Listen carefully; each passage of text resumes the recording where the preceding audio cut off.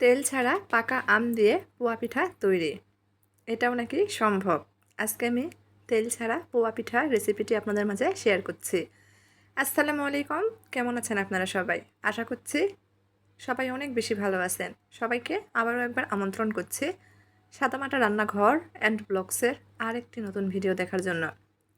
আজকে আমি আপনাদের মাঝে পাকা আম দিয়ে তৈরি পোয়া পিঠা রেসিপিটি শেয়ার করছি, সেটাও আবার তেল ছাড়া।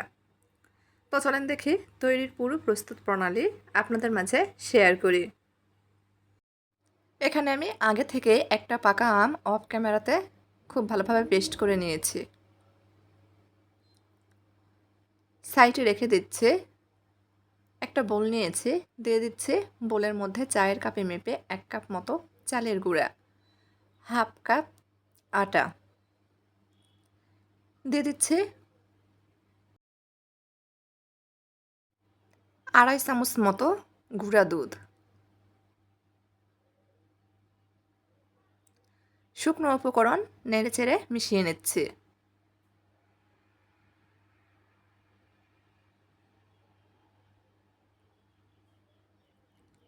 যে আম আমরা পেস্ট করে রেখে দিয়েছিলাম পুরোটাই দিয়ে দিচ্ছি।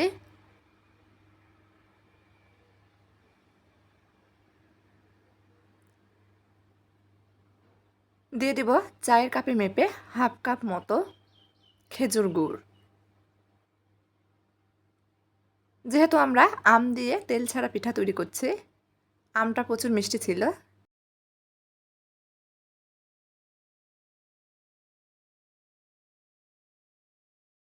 এখানে হাফ কাপ গুড় ব্যবহার করেই কিন্তু মিষ্টি ঠিকঠাক ছিল।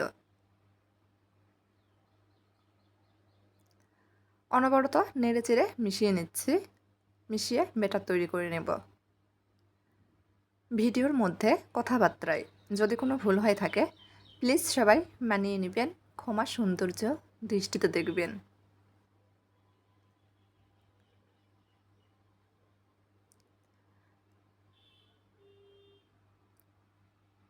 ভালোভাবে মিশিয়ে নিয়েছি। ব্যাটার কিন্তু অনেক গাঢ় আছে, এখানে আমি পানি ব্যবহার করব। হাফ কাপ মতো কুসুম গরম পানি নিয়েছি। আঙুল চোবালে সহ্য হয় এমন গরম পানি ব্যবহার করছি। পোয়া পিঠা তৈরি করার ক্ষেত্রে ঠান্ডা পানি কিন্তু ব্যবহার করা যাবে না। অবশ্যই কুসুম গরম পানি বা তার থেকে একটু বেশি গরম পানিটাই ব্যবহার করতে হবে।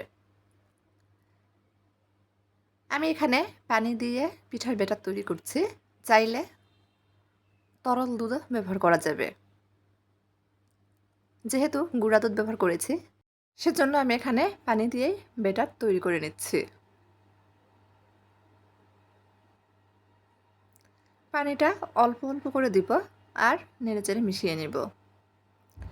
পোয়া পিঠা বা তেলের পিঠা তৈরি করার ক্ষেত্রে অবশ্যই এই ব্যাটার কিন্তু একটু সময় নিয়ে ফেটিয়ে নিতে হবে। এই ব্যাটার যতটা সময় নিয়ে ফেটিয়ে নেওয়া হবে পিঠাগুলো কিন্তু ঠিক ততটাই সুন্দর হবে। আমি অফ ক্যামেরাতে 4 থেকে 5 মিনিট সময় নিয়ে ব্যাটার কিন্তু ফেটিয়ে নিয়েছি।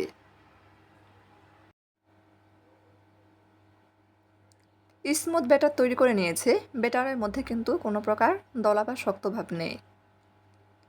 ঠিক এইভাবেই ব্যাটার তৈরি করে নিতে হবে। ব্যাটারের ঘনত্ব দেখিয়ে দিচ্ছি, দেখেন। এর থেকে বেশি গাঢ় বা পাতলা করে ব্যাটার তৈরি করা যাবে না। পিঠা তৈরি করার জন্য ব্যাটার একদম তৈরি। চলে যাব তেল ছাড়া পোয়া পিঠা তৈরি করতে চুলাতে। চুলার উপর কড়াই বসিয়ে দিয়েছি, দিয়ে দিচ্ছি 1 চামচ মতো ঘি। খুব ভালোভাবে গরম করে নিয়েছি। তৈরি করে রাখা ব্যাটার থেকে 1 হাতা মতো ব্যাটার দিয়ে দিচ্ছি, ঢাকনা দিয়ে ঢেকে দিব। কিছুক্ষণ পর ঢাকনা খুলে উল্টিয়ে দিচ্ছি।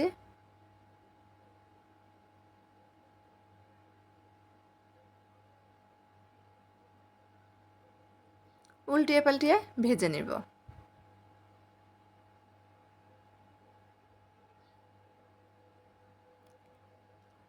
আবারও 1 হাতা মতো ব্যাটার দিয়ে দিচ্ছি। উল্টে পাল্টে ভেজে নেব। এখন বলি আপনাদের, তেল ছাড়া কিন্তু পোয়া পিঠা কখনোই ফুলকো ফুলকোভাবে তৈরি করা যাবে না। তেল ছাড়া কখনোই পোয়া পিঠা ফুলকো ফুলকো হবে না। ফুলকো ফুলকো পোয়া পিঠা বা তেলের পিঠা তৈরি করতে চাইলে অবশ্যই কিন্তু ডুবো তেলেই ভেজে নিতে হবে। আমি আপনাদের তেল ছাড়া কয়েকটা পিঠা তৈরি করে দেখিয়ে দিয়েছি। দেখেন, একটা পিঠাও কিন্তু ফুলকো হয়নি। যদি কেউ তেল ছাড়া পিঠা খেতে চান তাহলে এভাবে তৈরি করে নিতে পারেন।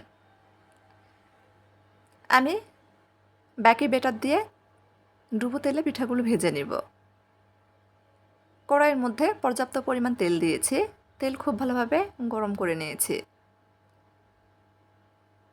1 হাতা মতো ব্যাটার দিয়ে দিয়েছি।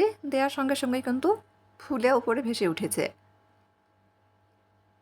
চুলার আঁচ মিডিয়ামে কমিয়ে রেখে ভেজে নেব। এভাবে পোয়া পিঠা ভেজে নিলে কিন্তু প্রত্যেকটা পিঠাই একবারে পারফেক্টভাবে তৈরি করা যাবে। পিঠা তৈরি করার ক্ষেত্রে কোনোভাবে চুলার আঁচ বাড়ানো বা কমানো যাবে না।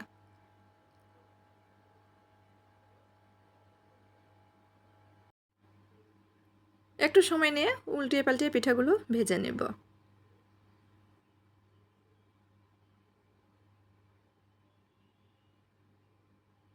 কয়েকটা পিঠা ভেজে আপনাদের দেখিয়ে দিচ্ছি যে প্রত্যেকটা পিঠাই ফুলকো ফুলকো হয়েছে। এই পিঠাগুলো কিন্তু 3 থেকে 4 দিন পর্যন্ত এরকম ফুলকোই থাকবে আর নরম তুলতুলে।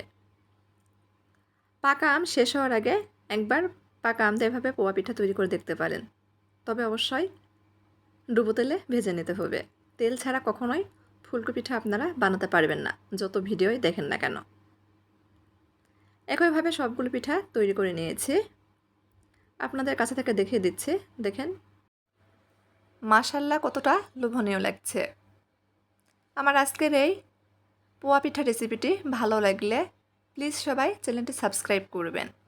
লাইক কমেন্ট শেয়ার করে নিয়মিত চ্যানেলের পাশেই থাকবেন। একটা পিঠা ভেঙে শেয়ার করছি।